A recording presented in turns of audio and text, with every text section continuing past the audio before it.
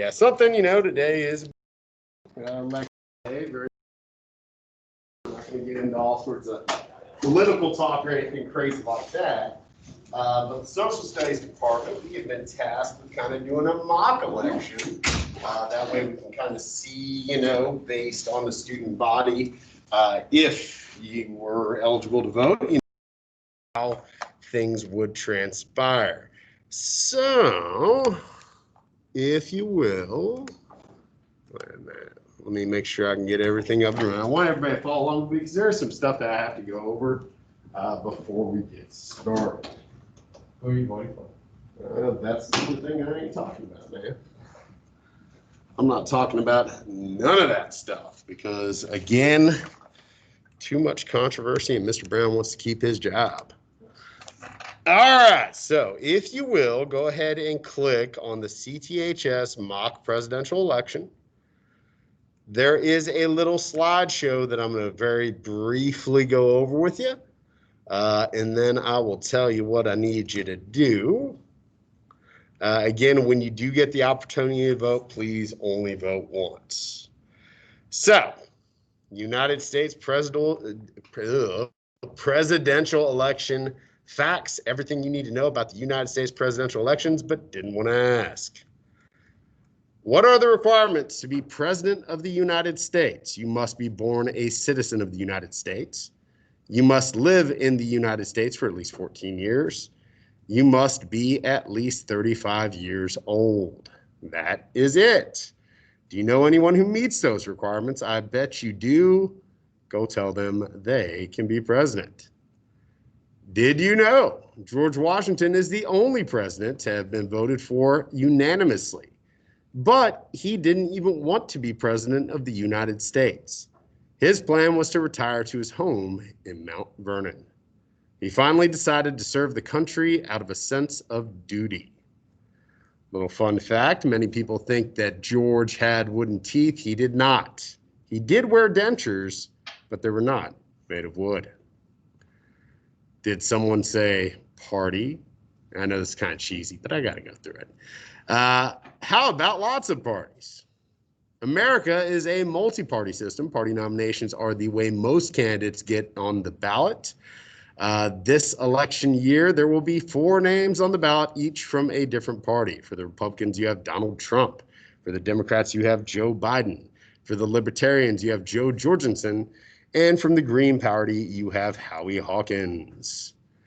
Parties in the United States, there have been a lot in the past that are not around anymore, like the Prohibition Party, the Know Nothing Party, the Free Soil Party, so on and so forth. How does each party choose a nominee? Many different people might want to be a party's choice for president, but there can be only one. Months before the actual presidential election, candidates from each party are voted on in primaries. Each state has a primary or a caucus. Voters cast their vote, and eventually the one that won the most primaries in the nomination becomes the candidate. That candidate is officially chosen at each party's national convention. Did you know before Hillary Clinton there was Victoria Woodhull? Frederick Douglass was her running mate. Did you know it is not just to vote for president? When you cast your vote for president of the United States, you are also electing a slate of electors. These elections make up the Electoral College. Because of the Electoral College, it is possible for the candidate with the most votes to not win the election. And if you would like to learn more about how the Electoral College works at a later time, go ahead and check out that video. There's other videos out there as well. Did you know, most popular, 5 times in our nation's history, a candidate has won the popular vote, but actually lost the election. Andrew Jackson, 1824. 1876, you had Samuel Tilden. 1888, you had Grover Cleveland.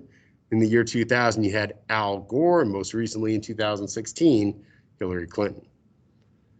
Today is Election Day in America. Voters will cast their vote for president of the United States. Who can vote in U.S. elections? Well, you must be at least 18 years old. You must be a citizen of the United States. You may not be a convicted felon. Bless you. Did you know voter turnout by age? Not everyone who is eligible votes, but everyone who is a citizen feels the impact of the vote. So now we get to the very bottom. And hopefully you've been scrolling through this slideshow. If you have not, go ahead and open up the slideshow, scroll to the bottom, and then let me zoom out a little bit. Please click the button that says click button to vote. When you do that, it is going to direct you to a Microsoft form, and you have your 4 choices: Donald Trump, Joe Biden, Joe Georgeson, or Howie Hawkins. Please make your selection. I'll give you a minute or two to kind of make your decision, and then please hit submit. And then hopefully tomorrow we'll have the results back, and we can kind of compare that to what's going on in the real world.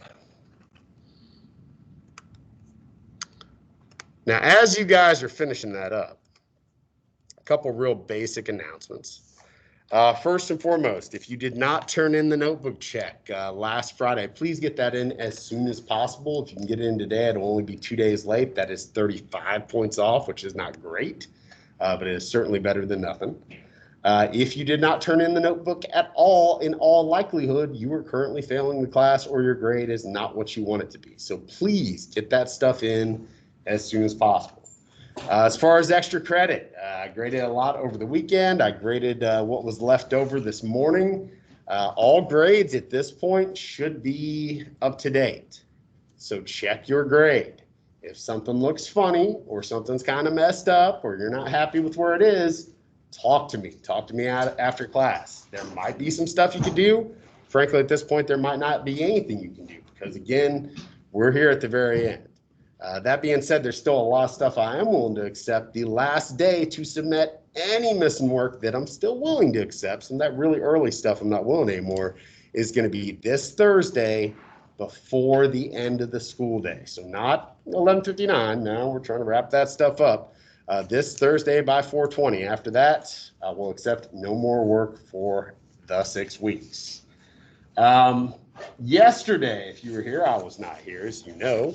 But if you were here, you were asked to do a couple things. There was a file in Canvas you were supposed to read from our kind of original AMSCO text over the rise of the Russian Empire. Pretty straightforward. There were 2 tasks you were supposed to complete. First, as you read, you had a variety of terms that you were supposed to define or describe. Then, as you read, if you didn't finish that, this second part's okay because we're going to be working on this today. You were supposed to create a flow map with at least 5 characteristics of the rule of the following Russian czars or Russian emperors. So you were supposed to do something like this in your notebook, starting with Ivan the Great, Ivan the Terrible, Peter the Great, Catherine the Great. Obviously, there were czars in between that were not covered. For each of those czars, I just wanted some characteristics, some details about who they were, about how they ran, their country, about things that they did.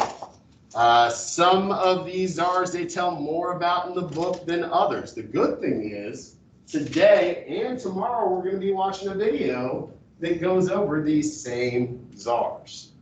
Your job during the video will be simply to just kind of add on to your flow. Again, some of this stuff you're going to know because you read and you did, and it's all great. Other things are going to be brand new.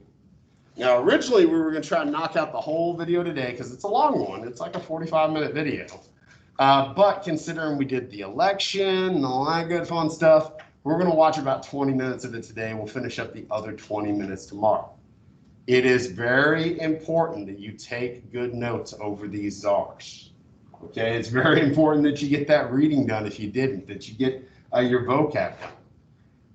What we're going to do later in the week is we're going to introduce our last type of essay, the one that we have not written yet, the DBQ essay, which is very much like essays to LEQ. The difference is you have some historical documents you have to read and then use as evidence to kind of write your essay about. It sounds complicated. It is kind of complicated in the beginning, but the good thing is, unlike the LEQs, you could write a good DBQ essay without having like a wealth of background knowledge. Okay, it certainly helps, and that's why these notes are going to be important. But the DBQ essay, I think once you actually get it down and see what it's like, you're going to realize it's one of the easier ones. It's just kind of time consuming. So what we'll do today, we'll watch the video. Tomorrow we'll finish the video. I will introduce the DBQ tomorrow. On Thursday, we will look at some actual DBQ essays. We'll look at how you could do this practically. We'll look at some samples. Then at some point early next week, we are going to write a DBQ essay. Now, I'm not going to tell you exactly what it's over yet, but it has something to do with all this. So again, the more you can read, the more you can have your definitions done, the more you can have a really descriptive flow map, I think the better prepared you're going to be. So that is the game plan today. During the video, the main thing is to pay attention. But like I said, you know, if you could please just kind of add to the notes you already have, I think you're going to be in pretty good shape. So if you will, if you've already voted, you can go ahead and close those computers. You will not need them for the rest of the class. You do, however, definitely need to have your notebook because that's where all that stuff's going to be put in.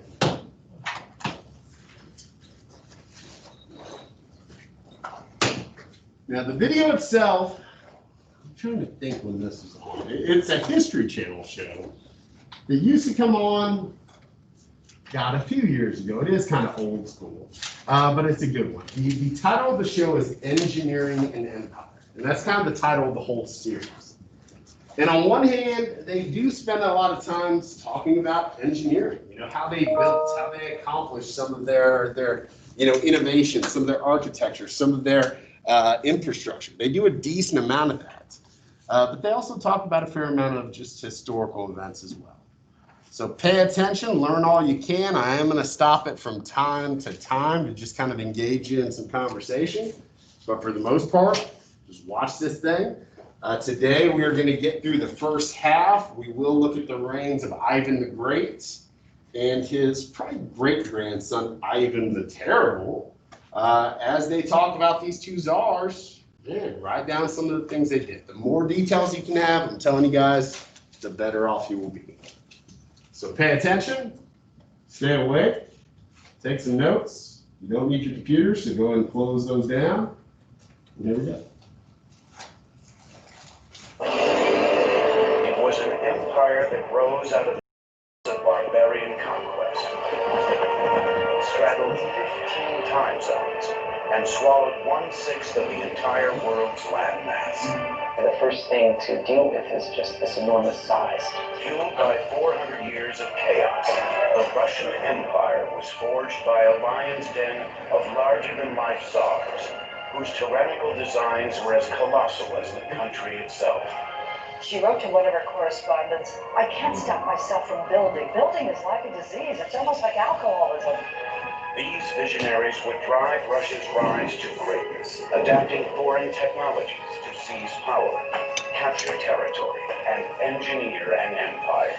But the same drive that fueled Russia's thirst for everlasting glory would ultimately devour its own people.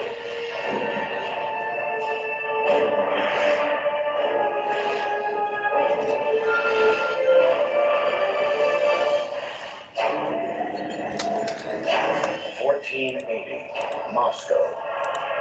An up-and-coming Russian leader is making an unprecedented play for power. And hey kids, the video is online. Today we're going to watch the first half. You're going to want to stop at about 19 minutes and 30 seconds. And then we will pick up the rest of the video tomorrow. If you have any questions, let me know. But now, Ivan III would gamble everything to take them down.